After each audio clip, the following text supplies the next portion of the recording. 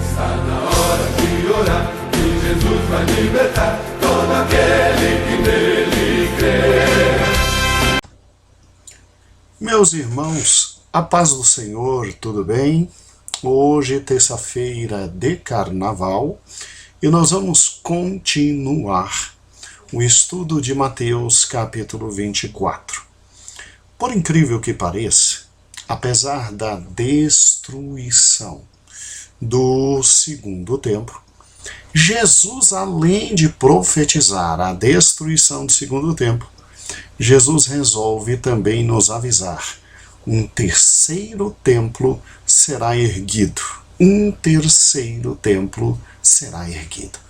Eu acho interessante essa parte da profecia de Cristo, porque nós devemos estar atentos a este terceiro templo, porque quando este terceiro templo se estabelecer, amados irmãos, creiam, o arrebatamento da igreja estará bem próximo.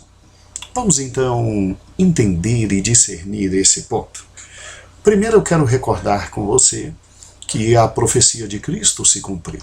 Ou seja, aqui está uma foto, né? Eu brinquei ontem dizendo que é foto, mas irmãos, não é foto, me perdoem. É um quadro que reflete o momento horrível, histórico vivido por Israel, quando o general Tito entra e domina a cidade e acaba com o templo. Vemos aqui uma foto moderna do que Jesus falou que não ficaria pedra sobre pedra. Por quê? Porque colocaram fogo no templo, o ouro que estava dentro do templo derreteu e os soldados romanos simplesmente, de forma horrível, foram derrubando pedra sobre pedra para pilhar, para pegar o máximo de ouro possível. E levaram como troféu da conquista a menorá, ou seja, o candelabro sagrado. E, amados irmãos, por incrível que pareça, Jesus, ele diz que haveria um novo templo. Quando os discípulos perguntaram qual seria o sinal do fim, ele disse: olha, fique tranquilo, porque haverá alguém chamado Abominável da Desolação, e esse alguém simplesmente vai entrar num novo templo que existirá, e vocês entendam que nesse momento eu estarei retornando. Olha que interessante.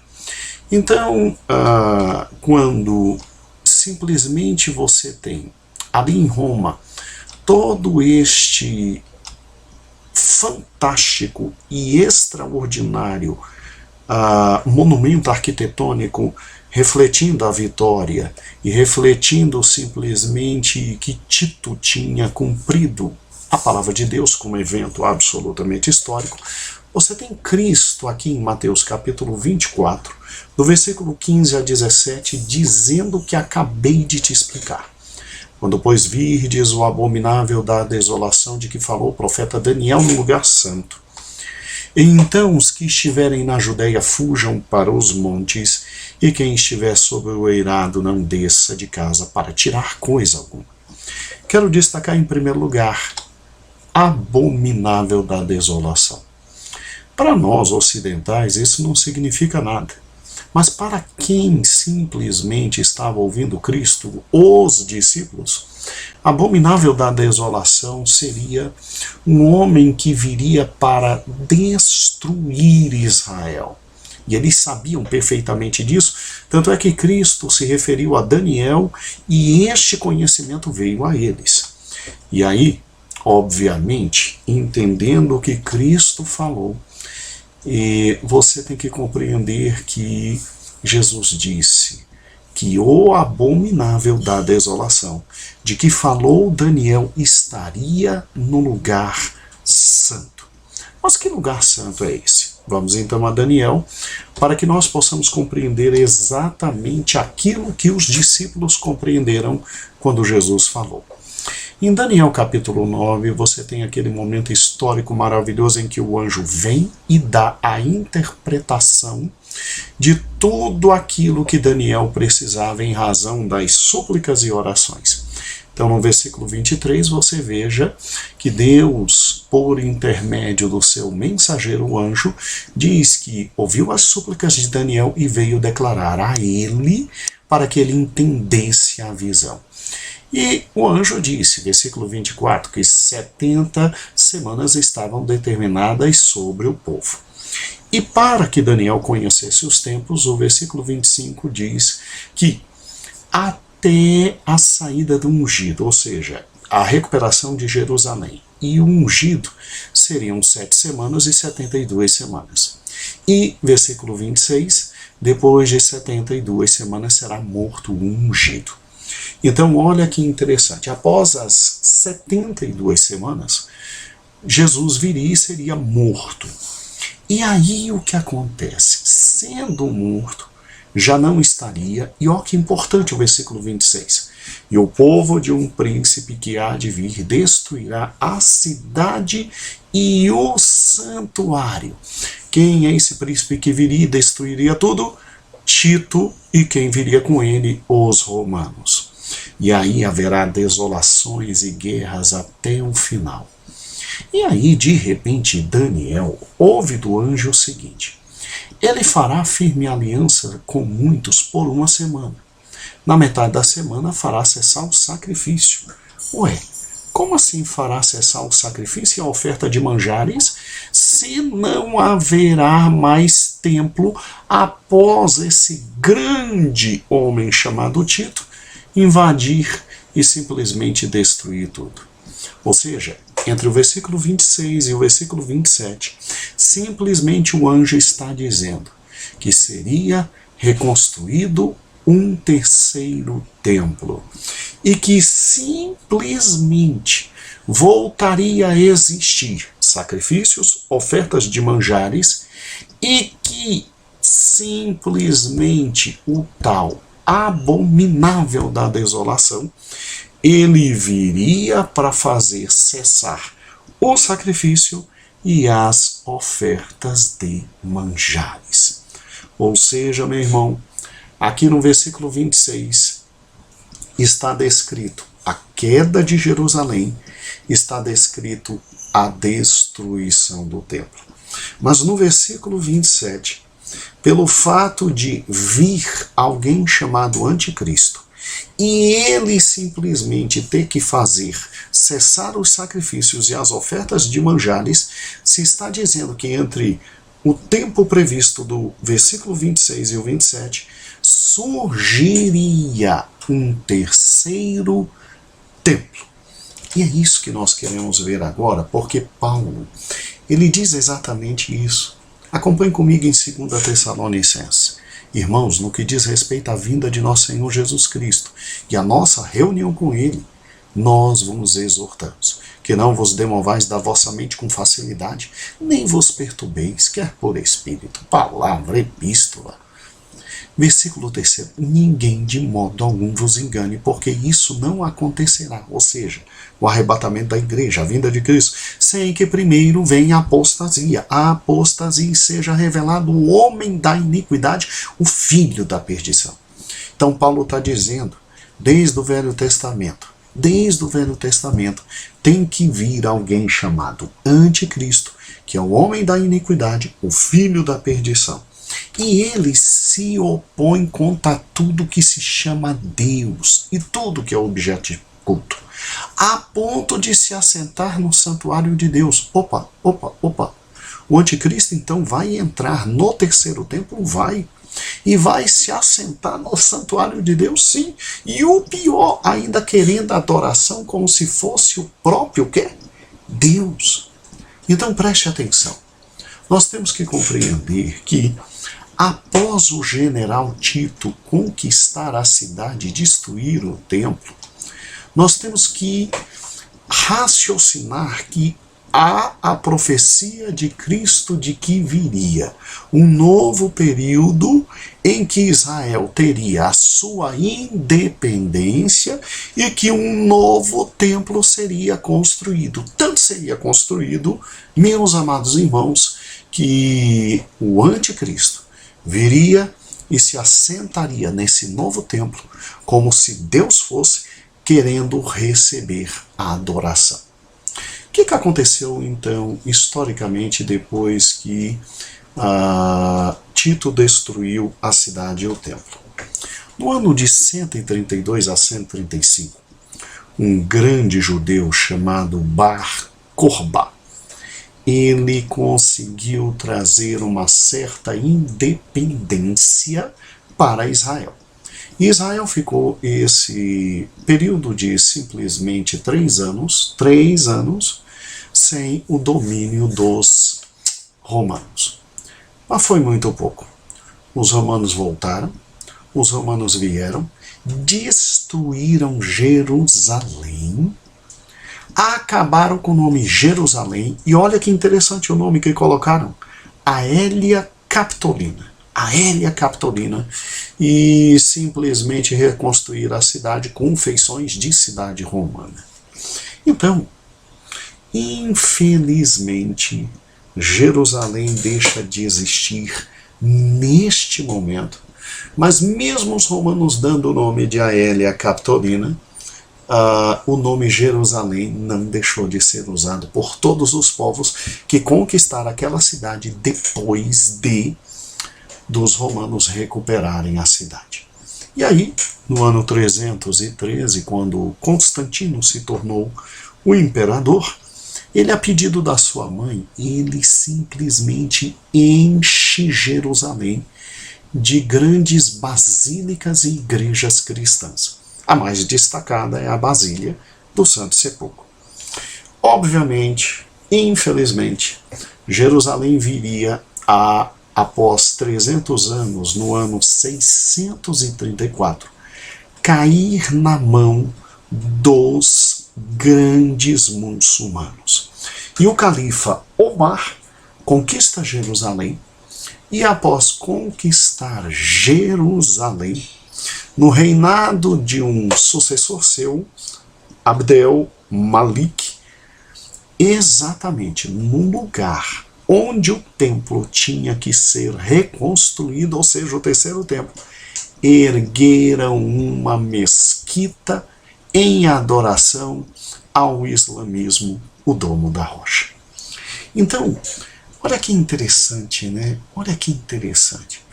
O Domo da Rocha é uma construção extraordinária, erguida exatamente no mesmo lugar onde estava o antigo templo de Jerusalém destruído por Tito, exatamente ali no Monte Moriá. E para que você entenda a importância, o Domo da Rocha é uma das construções mais importantes para os islâmicos. Veja que coisa fantástica é hoje, após o Domo da Rocha ser levantado. Aqui está, senhores, um croquis, um desenho do que é Jerusalém hoje. Aqui, ó, o Monte do Templo, o Monte Moriá, onde estava exatamente o segundo e o primeiro templo, que foram destruídos. Está vendo essa construção aqui? É a construção chamada Domo da Rocha, que é uma construção islâmica para adoração a Alá, porque simplesmente eles acreditam que daí, do cume do Monte Moriá, Maomé subiu e recebeu instruções de Deus no céu. Então, olha a foto do que nós temos hoje lá, e lembre-se que Jesus profetizou que exatamente aí viria um terceiro templo, e que nesse terceiro templo o abominável da desolação anticristo entraria e reinaria. Olha o que nós temos hoje lá, olha o Domo da Rocha, olha como é constituído o Domo da Rocha, né? Voltando à foto, para você não esquecer, olha uma foto de frente do Domo da Rocha. É uma construção lindíssima. Como é por dentro? Você está vendo aí a parte rochosa embaixo? Sim, eles não construíram nada, exatamente nada aí, porque eles acreditam que daí Maomé subiu e se encontrou com Deus, e Deus lhe deu instruções maravilhosas para ele fundar o islamismo. Olha como a construção é imponente, irmãos. Olha a parte de cima da construção. Olha a abóboda toda de ouro. Daí o dono da rocha. E daí um problema sério. Será que a profecia de Cristo de um terceiro templo vai se estabelecer? Irmãos, quando Cristo fala, Cristo fala. Em 1947, 48, Israel se torna novamente independente.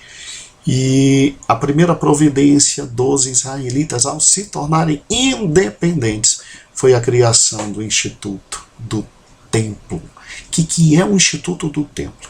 O Instituto do Templo é uma fundação de Israel que recebe dinheiro para de novo estabelecer tudo para o funcionamento do terceiro templo. Você está me escutando? Então o objetivo do Instituto do Templo é exatamente esse, ó. Exatamente esse. Estabelecer as bases, os estudos para que o terceiro templo seja reconstruído com todos os seus acessórios e com tudo que há de necessário para voltar a ser estabelecido o terceiro templo. Eu acho interessante exatamente isso. Deus fala e Deus cumpre, não é? Olha que fantástico, olha que fantástico. O Instituto do Templo ele tem um departamento de pesquisa em Israel. Esse departamento de pesquisa é constituído de rabinos, estudiosos, cientistas, os melhores do mundo, para que tudo que existia no antigo segundo e primeiro templo exista agora no terceiro templo, quando eles vão literalmente erguer. Então, é óbvio que não é qualquer um que está lá.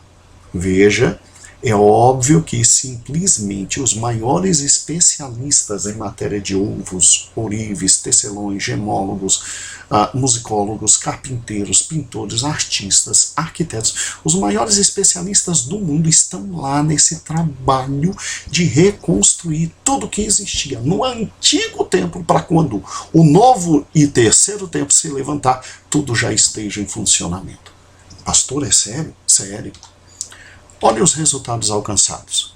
Eles já conseguiram simplesmente reconstruir mais de 60 vasos sagrados, está vendo aí? Objetos dificílimos como a menorá, eles já fizeram. O peitoral do sumo sacerdote, que é um dos pontos mais difíceis de serem feitos, eles já refizeram de acordo exato como estava na palavra de Deus. E se a menorá e a roupa do sumo sacerdote, com o peitoral e as pedras preciosas, simplesmente já foram feitos, irmãos, o resto do templo para se levantar é a coisa mais simples do mundo. Veja que interessante, ó. Aqui está a menorá. Para quem não sabe, a menorá é exatamente isso aí, ó, o candelabro. Vou mostrar de novo. Já está feito. Já há vídeos na internet, eles felizes levando a nova menorá. As roupas do sumo sacerdote também já foram feitas. E o que há de mais difícil, que é a parte, o peitoral do sumo sacerdote com aquelas 12 gemas já foi feito. Aqui está a foto. Aqui está a foto.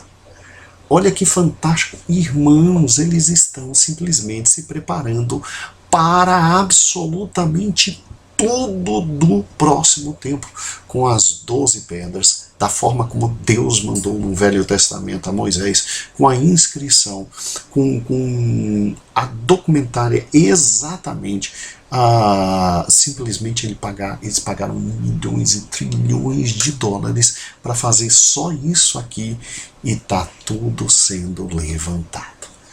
Mas, pastor, e a questão exata da localização do terceiro templo?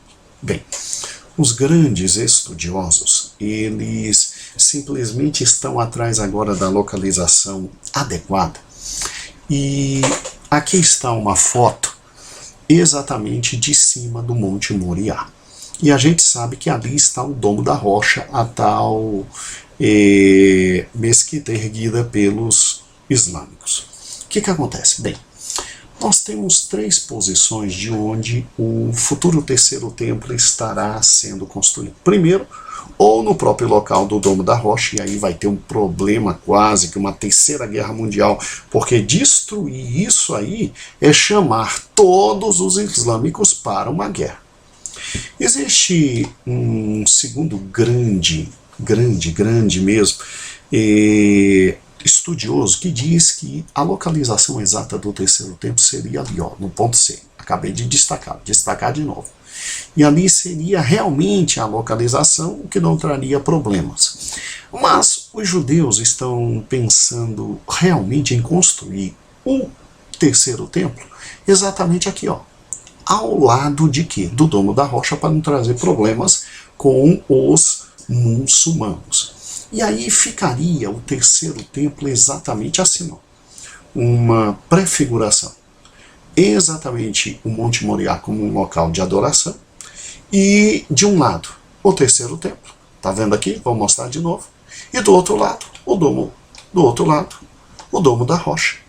E aí judeus e islâmicos convivendo pacificamente. Ainda estão verificando para a construção do terceiro templo. Só que eu quero te mostrar mais duas coisas interessantes. Você acha que estão somente preparando os acessórios do terceiro templo? Negativo. Já temos sacerdotes voltando a trabalhar para quando o terceiro templo se estabelecer, tudo já está certo, inclusive aqueles que trabalharão no terceiro templo. A notícia vem do dia 2/10/2018. E veja o que diz a notícia. Sacerdotes do terceiro templo retomam cerimônia que não ocorria há mais de 2000 anos. Irmãos, Jesus não brinca quando fala. Olha que interessante. Aqui estão, ó, 1, 2, 3, 4, 5, 6. Os 6 que estão aqui do lado é o sumo sacerdote. Esses 6, eles simplesmente já fizeram de novo e já retornaram à antiga festa dos tabernáculos. E ninguém brinca com genealogia, não. Esses 6 que estão ali na foto ali do lado, junto com o de barba maior, barba branca, que é o sumo sacerdote, já foi constatado que eles são descendentes de Arão e podem trabalhar no terceiro templo. E foram desde pequenos já separados, olha a idade desses homens, já separados para a obra sacerdotal, porque eles querem levantar o terceiro templo o mais rápido possível. Já fizeram a festa, ó. Tá vendo aí eles tocando as trombetas, chamando o povo para a festa? Sim, foram treinados para o serviço do terceiro templo.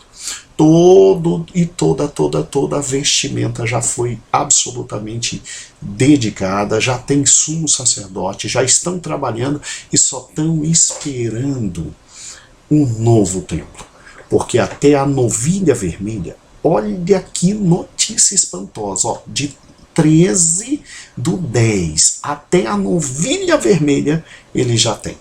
Pastor, o que é a novilha vermelha? A novilha vermelha, ela está em Números capítulo 19, versículo 2, e é uma novilha que se tem que oferecer a Deus, e ela é o primeiro marco para que, oferecendo essa novilha, espargindo os seus restos na água da purificação, todos os sacrifícios podem voltar a ser realizados.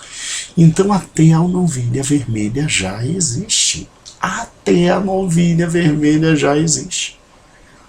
Meus irmãos, agora só estão querendo estabelecer a exata localização e o terceiro templo será erguido.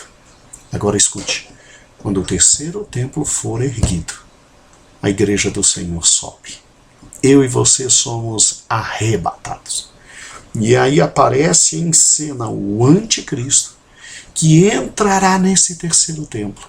Se dirá o próprio Cristo, requererá adoração e virá para acabar com Israel. Então, se prepare, porque o arrebatamento já está bem perto. Amanhã nós voltaremos a Mateus capítulo 25.